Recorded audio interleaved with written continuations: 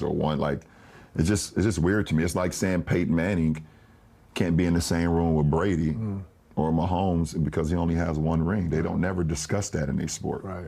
Or telling me that Dan Marino is not the greatest slinger of all time, or he can't be in the room with those guys because he didn't win a championship. Barry Bonds never won a World Series. So. You can't sit here and tell me that he's not the greatest baseball player to ever touch a bat. I don't understand where it came from. I don't know where it started. I hope that we have to appreciate more of what guys have been able to accomplish, what guys have been able to do. A ring is a team accomplishment. Steve Nash is like, that's right. That's why I did that. Look, I can answer LeBron's question. The reason it is, and first of all, let me say this. It is as focused on, and we all know it, in the NFL. Now, it's all about one position, quarterback. It's not as big of a deal for any other position, but it's a big deal for quarterbacks. The only reason, and Tom Brady is, I would say, universally regarded as the GOAT. Is there any argument to that? Sure. It's only because he has 7 rings. Or if he had 6. Like, it is all because of his rings. He doesn't have the best individual stats other than, the longevity type stuff. He was only first team All-Pro 3 times. That means the only 3 times that people think he was the best quarterback that season. All right, he didn't win. Aaron Rodgers has more MVPs. Obviously, Peyton Manning. It is all because of the rings. And, Nick, you know this. You and I both think Mahomes could pass him. It's going to be based on rings. Now, he doesn't have to get 7. He's got to get at least 4 and do some phenomenal stuff indivially. With the way he's played, for some people, he will need 7. And no, right. Yeah. If he continues, we never agreed to 4. Yeah. We had talked about if it's a 3-peat, then that ring, right. He has to do some incredible individual. Even that's about winning. Yes, of course. But he has to do he probably needs 5, 6, and if he keeps playing like he has, 7 maybe or 8 maybe. My point is this. It is talked about in football with quarterbacks as it is in the NBA. Forget baseball. Forget baseball. We understand that, right? You could hit 500 and hit 100 homers in a season and still lose because you don't have the pitching or the defense. I know you have a lot you're going to get to, but just can I respond to the football thing quickly on that? Where I understand what you're saying to a degree, but the difference football to basketball, I would argue, is I do think there are a lot of people who say Dan Marino is better than Ben Roethlisberger. Even though Ben Roethlisberger... But that's fine. That's Ben Roethlisberger. No, I understand. But my point is, in basketball, what is the highest up on the pyramid, a ringless... Like, there is a hard ceiling. Top 20? Right. It's like 20th. It's like 18, 17, something like that. So I think there is... Like, you understand what I mean? But Roethlisberger's But some people are saying Marino's better than Roethlisberger. But who's the first person without a ring that you put ahead of somebody with a ring? That's my point. In basketball, it is, and I think it might be fair because it's more individual. You play both ways. There's fewer players. All that. It's fair because. But you just nobody has a ringless player in the top 10 all time in the NBA. No. Nobody. And so that's. But go ahead. Well, the reason I was going to say it's interesting that it's about quarterbacks. We don't look at receivers, running backs. Because quarterbacks touch the ball every play. Yep. They can have more of an impact on the game than any other player in football. That's why quarterbacks and basketball players are judged more on rings. Because in the NBA, of our 3 major sports, football, basketball, baseball, that are on everybody's in the public conscious, everybody talks about, basketball is the one where one player can have the most impact. Yes. Correct. And then quarterback, you can have a huge impact. That's why. So because in basketball, one player can have the greatest impact, that's why there's rings. Now, I think LeBron was a little, I don't want to say disingenuous, but there were a few things I think that were erroneous that he said. Nobody says Iverson, Barkley, Nash, Ewing, Karl Malone, James Harden. Nobody says they weren't great. Nobody says they weren't great. We all acknowledge they were great. But when you start talking about all-time greats, you nitpick. And one of the nits to pick is a ring. And so I think that was a little unfair. And I also got to say this. when he said winning is a team sport, a team accomplishment, when he said in that video years ago, when we came back and beat Golden State 3-1, that's when I realized or felt like I was the greatest player of all time. He didn't say that's when I realized we were the greatest team of all time. He took individual credit by saying that team win made me the greatest player of all time. So I think he's talking out of both sides of his mouth in that regard. I don't think that's talking out of both sides of your mouth.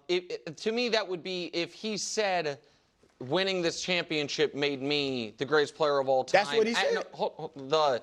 After playing just average or regular. I think it was overcoming that with what a lot of people consider as good of a 3-game stretch as any player has had.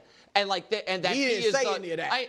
I understand. He said coming back from 3-1 against the greatest team ever. But they came back from 3-1 because of, more than anything else, his individual performance. He was great, of course, but so he was 9 for 24 in that game 7, though. Okay. I'm just saying he took individual credit for not saying that he didn't think his teammates helped him, but he took individual credit for that team accomplishment.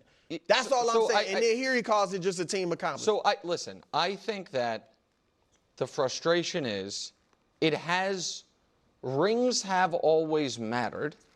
They have not always, it has not always been the end-all, be-all counting the way it has devolved into in some quarters.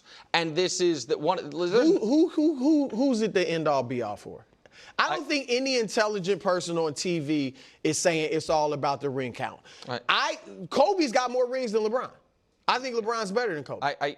I know you do, but I also think that is the number one thing when people argue Kobe over LeBron that they bring up is the rings. Obviously, no, it's not. I have not heard one player say that. A lot of ex-players think Kobe was better than LeBron. I disagree with them, but a lot of them think it. They don't say the rings. They say the killer instinct. He was going at your throat. That's what they say. All right, but I understand that that's what some players say. I thought you had just said people on TV. I can tell you what our old friend Charles Barkley said to me personally in a bar one time and on TV, which was in the LeBron versus Michael thing. How can LeBron be better than Michael when he's not better than Kobe yet when Kobe's got 5? That was a direct quote in person and on TV that we've heard. I'm not really trying to argue with you, bro. Right. I'm saying that there was a time where obviously winning was the cost of admission to the room of greatness, and then there was, to me, more nuance about it. There were people who, when Larry Bird retired, swore he was better than Magic Johnson, still people who believe it, and it wasn't as simple as, well, one guy's got 3, one guy's got 5. When Michael Jordan retired the first time, I bring this up a lot, he had 3, and he was widely considered, correctly or incorrectly, but widely considered the greatest player of all time. Michael himself said, and oddly to cigar aficionado of all people, actually a sneaky great interview. A great interview really is for a guy, he's like, he brings up Russell. Right. And he's like, Russell having 11, I have 6, doesn't mean he's better than me, I'm better than him. I do think that in addition to you not following Wilds on Twitter, you are also not as online as I think LeBron is, as a lot of people are, where it does become, and I think you'll back me up on this, a lot of count the rings, finals losses, that type of stuff. And I think that is what he's pushing back against. Where I agree with LeBron is this. I deeply value how well you play in the playoffs. Mm-hmm. I don't think that is always directly correlated to winning. Like, it helps Absolutely. Winning, obviously. And this is a point that, so like, if we just throw up, because LeBron, everybody, he's kind of talking about himself here, right? Like, that's. He even said it's attached to him individually. Yes, or something. and so like LeBron's stats in those 4 finals against the Warriors, where he won a total, I'm doing this off the top of my head, he was 7-16 in these games. So he has 7 wins and 16 losses. And when he says it's a team accomplishment, and this is a point I made to you once a while ago, Brew, and I think you agree with me, it's the way we do this, like who is the greatest player ever, like Does Kevin Durant's decision to go to the Warriors versus the Celtics have any real impact on who's better, LeBron James or Michael Jordan, as far as basketball players? Obviously not. But for a lot of people, it maybe was oddly the deciding factor.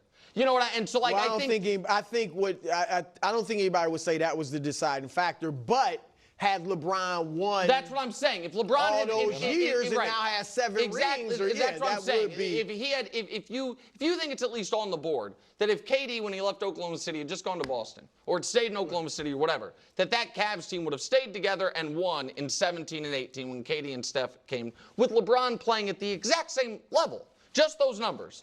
That people will be like, oh, okay, he's the GOAT. I think that's what LeBron's talking about is there's circumstances that factor into rings or not rings that aren't exactly as simple as, and I think you agree with that. Yeah, any intelligent person knows there's nuance. What hurts LeBron's argument, and I don't know if this is a different thing, with the whole Durant thing, and that's not his argument, but what hurts that is he had those 4 years in Miami. Sure. And only won 2. That was, with a stacked team. But, there is nuance. That's the thing, and I think LeBron was just doing, I don't know if they're crunched for time on the podcast, but he knows nobody's saying you're not great because you didn't win a ring. But to be, is it a chicken and an egg thing where the greatest players find a way to win one? That's right. Dirk, guys, I found a way to win one. Guys with 1 ring. But I do think Barkley's better than Dirk. Sure, I think but there's a lot of guys who got got that 1 ring whose careers jumped up, of course, massively. Well, Dirk is the big KG. Garnett, Kyrie's got, there's just guys that are like Jason